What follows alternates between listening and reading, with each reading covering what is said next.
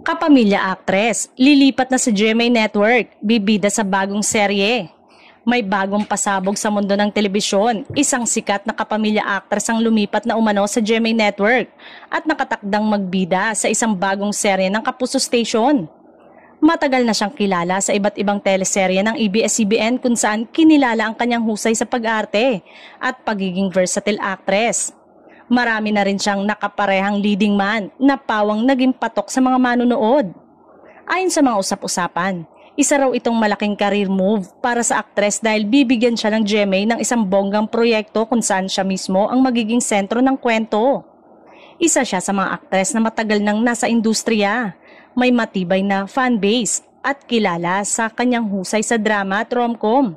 Kaya't hindi na nakapagtataka kung bakit pinag-aagawan siya ng mga network. Sa ngayon, inaabangan na ng publiko ang opisyal na announcement mula sa GMA Network na tiyak na magiging usap-usapan sa social media at showbiz circle.